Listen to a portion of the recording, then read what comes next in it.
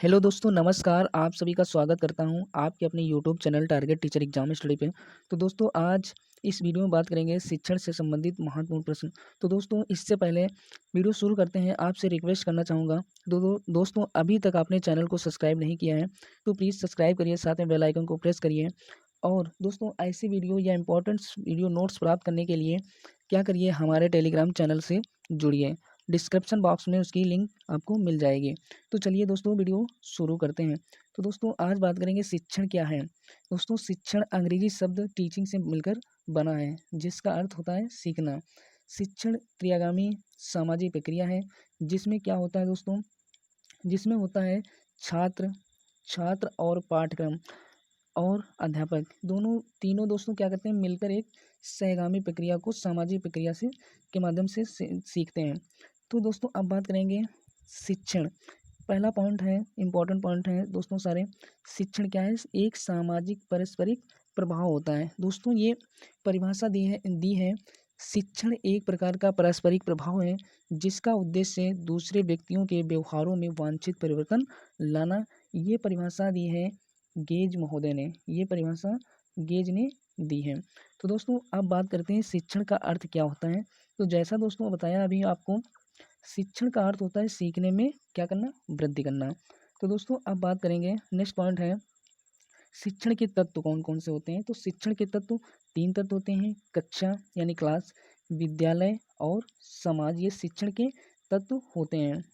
Next बात करेंगे, next है उद्देश्य के आधार पर शिक्षण के प्रकार कौन कौन से होते हैं।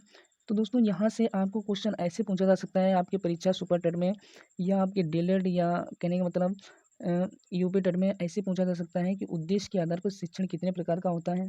ज्ञानात्मक शिक्षण होता है, और भावात्मक शिक्षण, मनोगत्यात्मक शिक्षण, तीन प्रकार का होता है।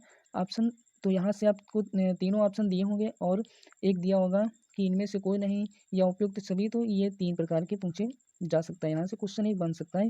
तो दोस्तों, शिक्षण से आपके चाहे यूपी टेट हो या डीएलएड हो या सुपर टेट हो, एक से दो क्वेश्चन यहाँ से 100% बनते हैं, और पूरा बनने के पूरे पूरे चांस रहते हैं। तो दोस्तों, चलिए नेक्स्ट बात करते हैं। नेक्स्ट है शिक्षण के स्तरों के आधार पर शिक्षण के प्रकार बताइए। तो दोस्तों, अगर बात की जाए स्तरों के आधार पर, तो स्मृति स्तर, बौद्धिक स्तर और चिंतन स्तर, ये शिक्षण के स्तरों के आधार पर भी तीन प्रकार का होता है। तो दोस्तों, नेक्स्ट बात करते हैं कि शासन प्रणाली के आधार पर शिक्षण के जो प्रकार होते हैं, वो एक तंत्री शिक्षण, लोकतांत्रिक शिक्षण और हस्तक्षेपी रहित शिक्षण। तो दोस्तों, एक तंत्री में क्या होता है, इसमें एक तंत्र जैसे कहने का मतलब अध्यापक सर्वे सर्वा होता है, और लोकतंत्री इसमें क्या होता है, शासन प्रणाली के आधार पर इसमें किया जाता है। तो इस शासन प्रणाली के आधार पर हस्तक्षेपी क्या होता है, इसमें छात्र ही सर्वे सर्वा होता है।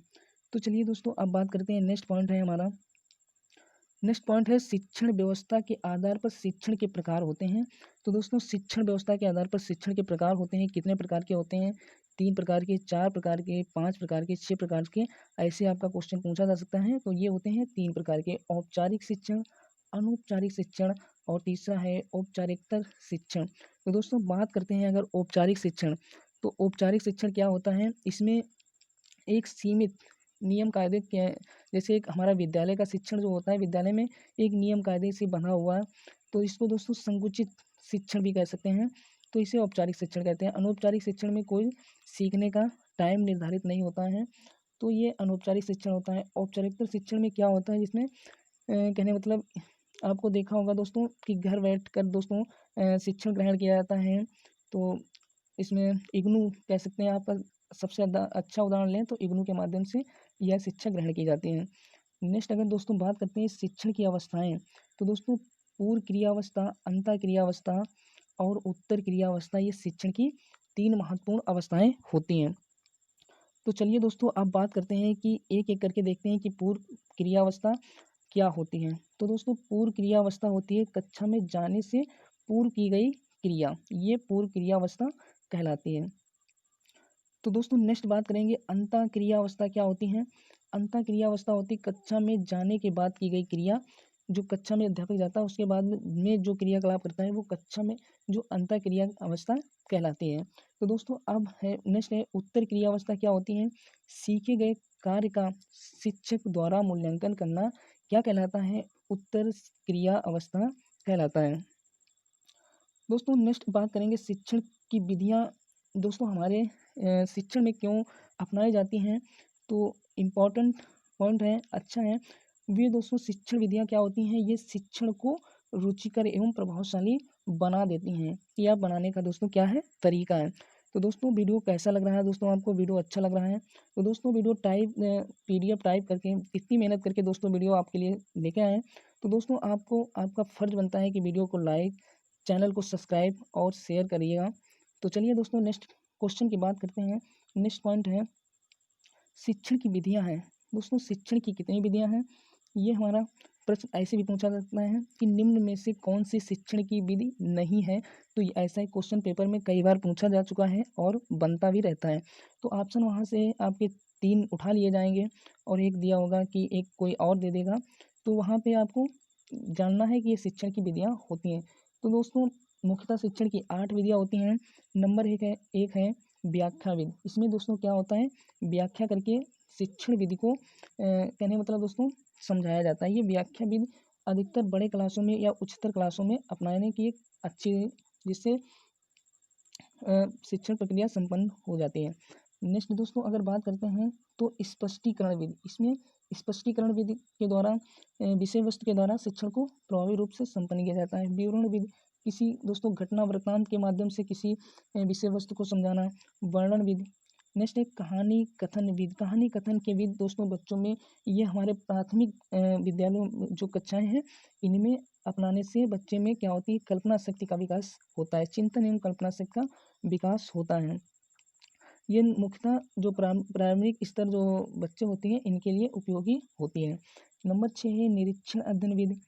दोस्तों निरीक्षण अध्ययन विधि। और नंबर 7 है उदाहरण विधि। उदाहरण विधि भी हमारे प्राथमिक स्तर में बच्चों में बहुत ही सार्थक होती है।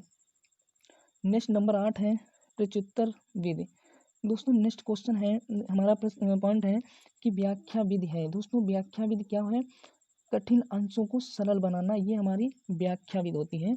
जो कठिन शब्द होते हैं उनको सरल बनाना व्याख्या विधि के द्वारा किया जाता है। नेक्स्ट दोस्तों पॉइंट है एक पूर्ण एवं विस्तृत कथन होता है। ये क्या होता है, एक पूर्ण एवं विस्तृत कथन होता है स्पष्टीकरण विधि में ये होता है। नेक्स्ट है दोस्तों सामाजिक विज्ञान के लिए आवश्यक विधि क्या होती है, ये विवरण विधि होती है, सामाजिक विज्ञान के लिए अच्छी मानी जाती हैं। तो दोस्तों नेक्स्ट बात करेंगे पूर्ण शब्द शाब्दिक चित्र द्वारा प्रस्तुत करके समझाया जाता है। तो ये समझाया जाता है वर्णन विधि के द्वारा। पूर्ण शाब्दिक चित्र द्वारा प्रस्तुत करके वर्णन विधि द्वारा समझाया जाता है। नेक्स्ट दोस्तों बात करते हैं, जैसा दोस्तों अभी आपको ऊपर बताया था, कहानी कथन विधि द्वारा क्या होता है, सूक्ष्म तथा जटिल अंशों को सरल बनाया जाता है। कहानी कथन का मुख्य उद्देश्य होता है कि सूक्ष्म तथा जटिल जो अंश शिक्षण में हो उनको एक सरल तरीके से समझाया जा सके। चलिए दोस्तों नेक्स्ट बात करते हैं, उदाहरण प्रविधि का प्रयोग किया जाता है। उदाहरण जो दोस्तों हमें शिक्षण प्रक्रिया में दिया जाता है, तो ये क्यों दिया जाता है, बच्चों को कहते हैं बच्चों को उदाहरण के माध्यम से समझाना चाहिए। तो ये छात्रों की विचार शक्ति तथा कल्पना शक्ति के विकास एवं वृद्धि के लिए उदाहरण प्रविधि का या विधि का प्रयोग किया जाता है। नेक्स्ट है दोस्तों मैथड विधि। विधि शब्द लिया गया है, तो ये लिया गया है लैटिन भाषा से। मैथड विधि शब्द का प्रयोग शब्द लिया गया है, तो ये लैटिन भाषा से लिया गया है।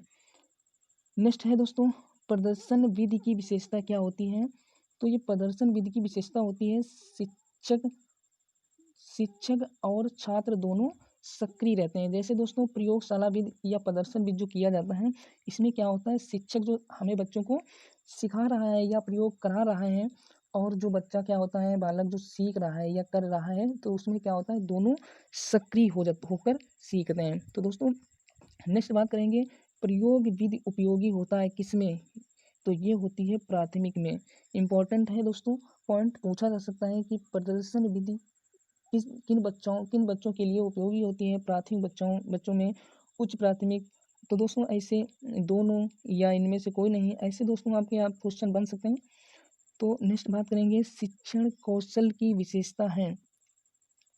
तो दोस्तों शिक्षण कौशल की क्या विशेषता होती है, प्रक्रिया एवं व्यवहार संबंधित। दोस्तों क्या होता है, शिक्षण शिक्षण प्रक्रिया को एक अच्छी व्यव से संपन्न करने के लिए शिक्षण कौशल का इसकी एक प्रक्रिया है, ये एक विशेषता होती है। नेक्स्ट बात करेंगे, शिक्षण कौशल प्रभावशाली बनाते हैं किसको? शिक्षण प्रक्रिया को प्रभावशाली बनाते हैं। तो दोस्तों नेक्स्ट है, सूक्ष्म शिक्षण एक प्रकार का क्या होता है? एक प्रकार का कौशल होता है। तो नेक्स्ट प्रश्न पॉइंट की बात करते हैं। तो दोस्तों नेक्स्ट पॉइंट है, सर्वप्रथम शिक्षण कौशल सूची तैयार की गई, किसके द्वारा तैयार की गई? ये भी इम्पोर्टेंट प्रश्न है। तो ये स्टैनफोर्ड विश्वविद्यालय तथा कैलिफोर्निया विश्वविद्यालय के द्वारा। तो दोस्तों आप सभी को ये वीडियो कैसा लगा दोस्तों, अपने कमेंट सुझाव के माध्यम से ज़रूर अवगत कराइएगा। तो दोस्तों आशा करता हूँ वीडियो आप सभी को अच्छा लगा होगा। तो दोस्तों वीडियो आप सभी को अच्छा लगा है तो क्या करिए दोस्तों, चैनल को सब्सक्राइब करिए। दोस्तों ऐसे इंपॉर्टेंट महत्वपूर्ण वीडियो प्राप्त करने के लिए चैनल को आप क्या करेंगे, सब्सक्राइब करेंगे और पास में दी गई हुई बेल आइकन को प्रेस करेंगे, जिससे क्या करिए आपके जो वीडियो होंगे वो अपलोड जैसे ही किए जाएंगे चैनल पे, आपके पास में बेल के माध्यम से आपको पता चल जाएगा। तो दोस्तों ये वीडियो आप सभी को अच्छा लगा तो अपने दोस्तों सहपाठियों को शेयर करिएगा। तो दोस्तों फिर मिलते हैं इसके नेक्स्ट पार्ट में, तब तक के लिए जय हिंद, जय भारत।